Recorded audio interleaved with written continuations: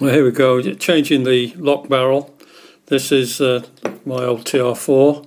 I've taken the two screws out of there, the two small crosshead screws, countersunk, and this section pops out quite easily.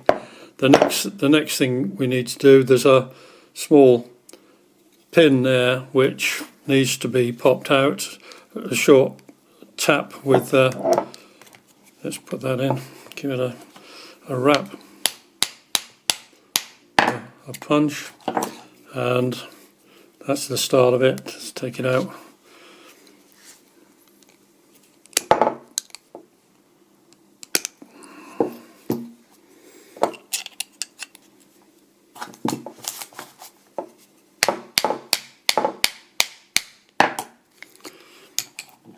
All in real time, as you can see.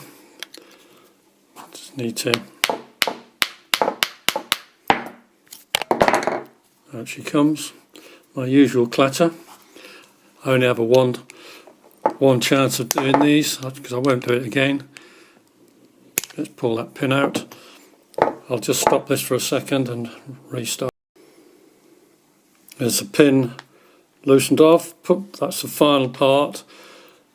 Next thing, if you see that there's a spring here, there's two springs. There's one right in the centre and there's a loose spring. Bring that out. You have to tilt it back.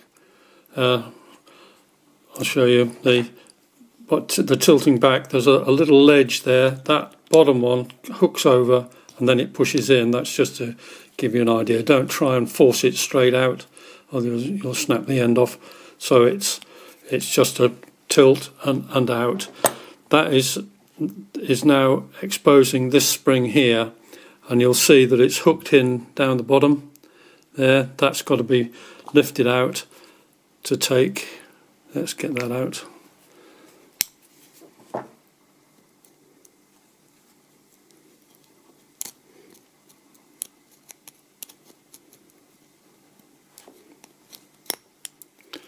Okay, get that spring off.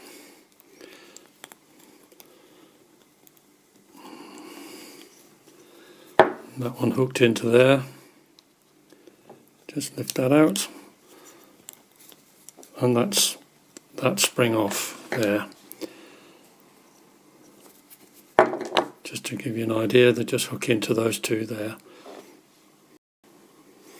Now to get the barrel out, I've just put a screwdriver in there, give it a couple of taps. That's starting to come out now.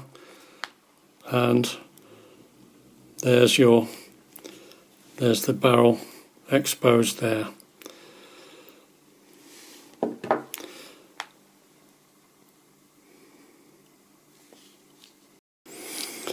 Right, now what I'm going to show you, this is my ignition key for the car, and I want the door key to be the same. Obviously they're all numbered. When you push the key in, you'll see all the levers will come down and they'll be sticking out. Now what you want is for the barrel to turn. Well, it won't turn if there's any sticking out. So what I'm going to do, I'm going to file off the protruding parts, and that will make this ignition key also fit my door. Just by doing that. You'll see when you take it out, they stick out all there and it won't turn. It won't. The whole barrel should turn once I've filed them out and reassembled.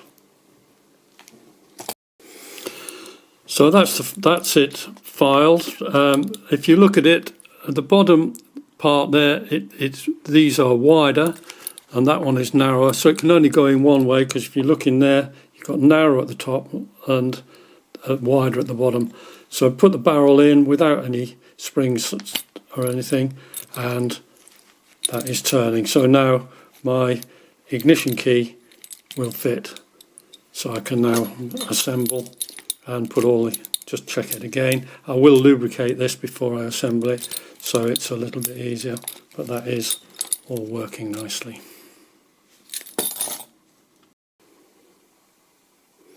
Now reassembly, this is the return spring for the barrel.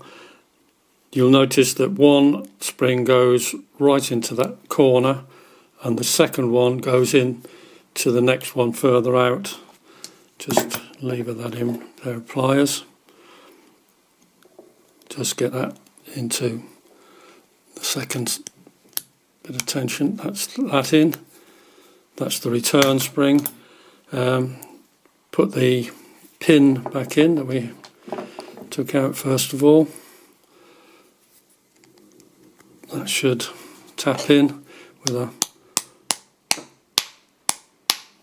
something soft. Don't want to burr the end over. That's that back in. That can't come out once it's inside the. Just give it a little bit more. That's it.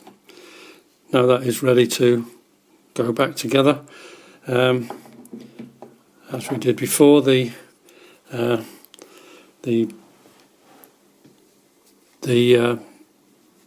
top of it is where the screw is, and as before, let's just push that in. That's got to be in there, and push it in. As I demonstrated before, hook the bottom in, and that should then hold. We've now got to reassemble that back into the barrel there and put in our two flathead screws.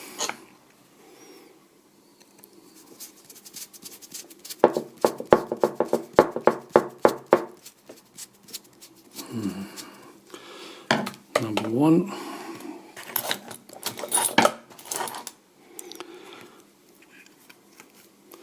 Number two.